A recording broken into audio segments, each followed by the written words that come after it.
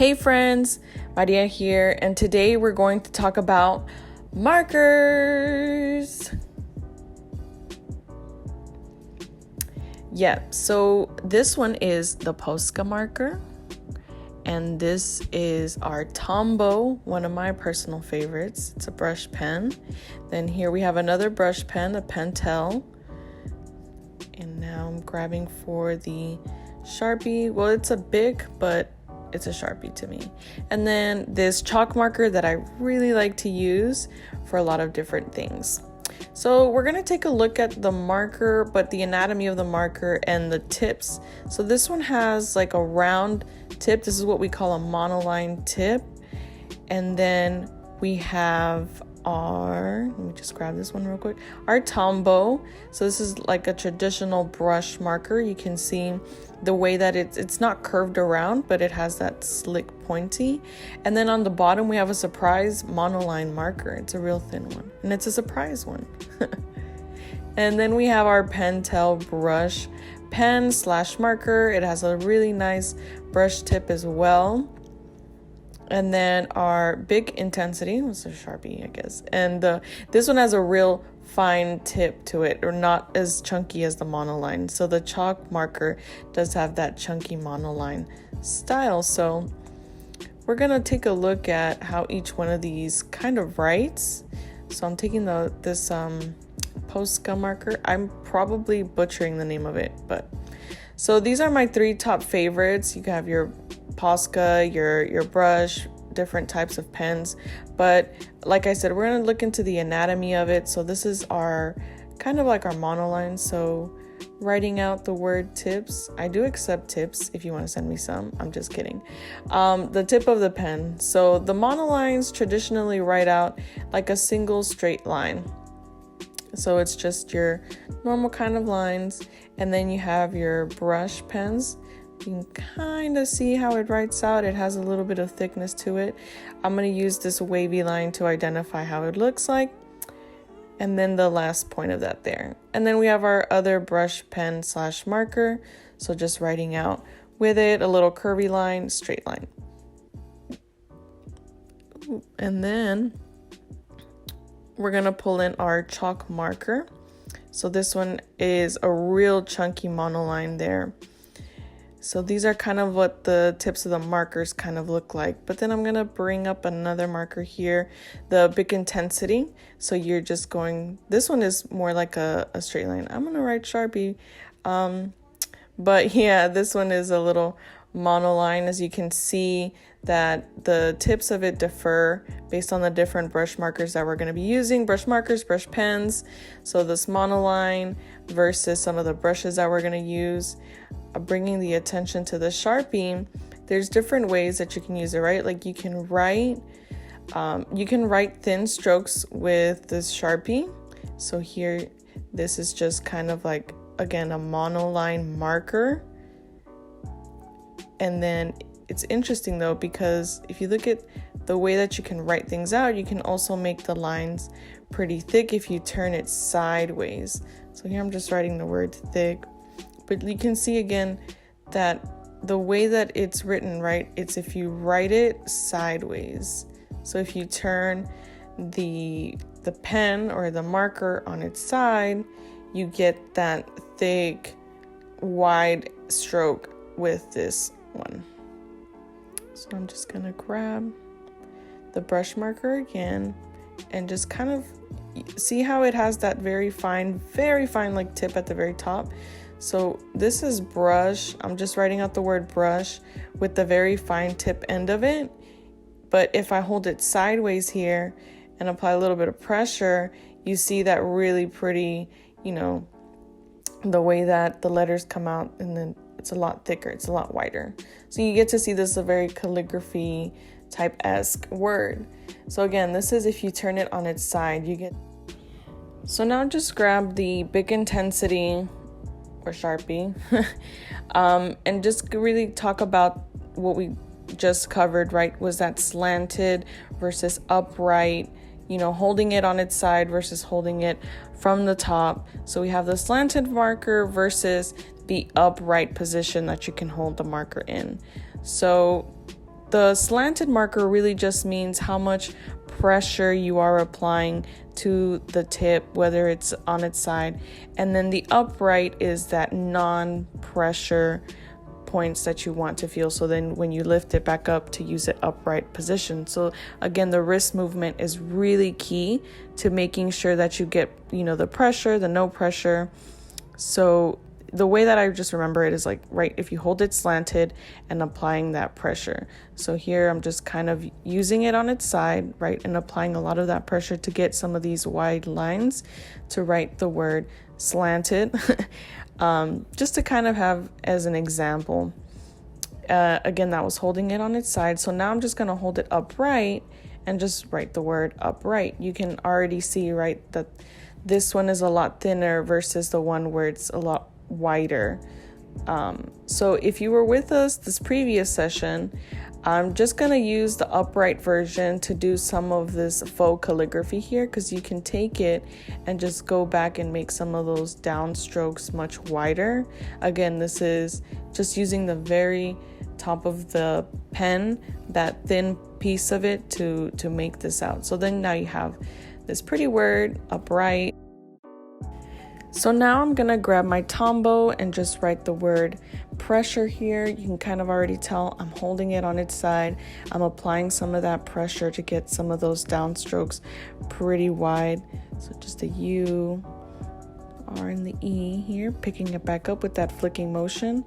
Again, taking a look at some of these downstrokes, I'm gonna grab my pink Pentel pen/marker. I think of it more as a pen. But following along this downstroke here, you can already tell that these are where the wide part of the marker are going to hit the paper a little bit more. So you can see that wide edge on the side here when you hold it sideways and pull it down, right? Versus these upstrokes that are a little bit thinner, that we're going to use that thin piece of the marker for, so that you can really get the overall weight of the word looking kind of like this. So I'm just going to use another example. I'll write my name here for reference, so you can kind of see the way that I'm holding it, right? Just zoom in a little bit. So the side part, flick up. Flicking up helps a lot with creating some of these thinner strokes. So there we go, Maria. I'm just gonna cover that here. And this is kind of just an examples again of the pressure that you're gonna be applying to the pen. So just going over here. This is just, again, the overall weight of the word. And if you were with us the last time, you can kind of see that I'm not using grid lines, but they're still very much important to how you create your word. So I'm just going to take this pink pen and have created some grid lines. Okay, maybe I messed up a little bit, so a little higher than that, right? But you can kind of see that we want our words to always fit in some imaginary grid lines. I still recommend you draw them out because they are absolutely helpful. So just some of these grid lines, some of these diagonal lines as well. Some of these aren't really that great, but you know what? We're learning. So I would really recommend using grid lines, so that way you can have a little bit more guide whenever you're writing some of these words. So I'm just going to do another one here, just some guidelines overall. This kind of will dictate how tall you want your word, or how short. It also depends on how much space you're giving it. So I'm just gonna do Oak Cliff again. So we got our O here, and then the A. Ooh, I already need some space there. But now we got Oak Cliff. We're just writing this again, making use of those grid lines to keep everything in place. Ooh, there we go. So now we have Oak Cliff, as I kind of, you already saw, right? This one's real tight. The O and the A are real tight. And that's essentially why it's important to have these grid lines, right? So that the spacing you have all together, because the weight of the word essentially is gonna, make or break how you want it to look like aesthetically wise. So again, just going back to some of these things, right?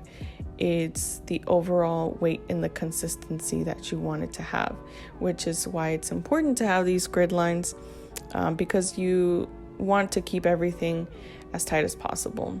So again, using these is going to help with maybe you're sketching a project, or maybe you're sketching something on a page and you really want to identify how big or how small you want some of these to think, some of the words to look like. So using these guidelines are going to be really key to keeping that overall weight consistency.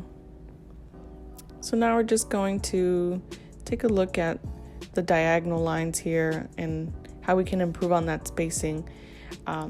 Obviously a lot of this was really tight, but it's okay because we're still kind of learning. And so I'm just going to take the back of this. So now we take our Posca marker. I'm going to call it the paint marker now. And again, the Posca marker has that mono line, that thin line. We're just the one line because that's what mono means. Fun fact. So you can see here it has the single kind of tip here that writes out just kind of in one line. And I'm just kind of holding it slanted because that's all we're going to really get out of here. So I'm just going to write my name in cursive. And you can kind of see already the line is just kind of continuous. I'll add a little thingy here on the edge here. And then I'll get real fancy with the bottom text here. Add another little flourish and the accent on the I. Let me fix this flourish here. You can always go back and fix things if you need to. But sometimes you do need to shake this up if it starts running out of ink. So do make sure that you kind of keep that in mind, that you're, keeping intact with it. So I'm gonna just draw out another word. So let's do Dallas. I'm just pulling in. Monoline is my favorite type of lettering because you keep it all consistent. And you don't have to worry too much about the depth and stuff, but you can already kind of see here the monoline carries that same thickness, I want to say, throughout the entire letter. So this was Posca, and now I'm going to go with the chalk marker to add a little bit of a shadow because I know monolines can be boring. So to add that weight or depth to it, we'll get that chalk marker. And that's basically it. So just as a quick recap to kind of final things out here, we used faux calligraphy. We learned some faux calligraphy in the previous video. I still really like to lean on faux calligraphy a lot just to, maintain the styling that you want to aim for so that you can see the letter before and pinpoint those places that you're going to need to pull down and get the wideness of it. So grabbing the brush one here, I can take a look at the word calligraphy and go in with the wideness of the tip. So here we're just taking it on its side again, putting some of the pressure on those downstrokes, lifting it when needed or not too. For this one, the G is just kind of stays, the little flourish on the end of the G stays there, and the Y. You can flourish this as much as you want, and that's another lesson to look forward to, but this one is just keeping in mind the weight of it. So going back in here with some guidelines to make sure that it's all kind of consistent. I'm drawing some diagonal lines just to make sure that I kept it all in place. Again, guidelines really important when you're practicing. And again, don't forget to apply that pressure, not to your life, but to your marker. So applying that pressure will help you identify some of these downstrokes and upstrokes. So thanks again for watching. Make sure to subscribe. I hope to see you all soon. Make sure to keep practicing. Bye.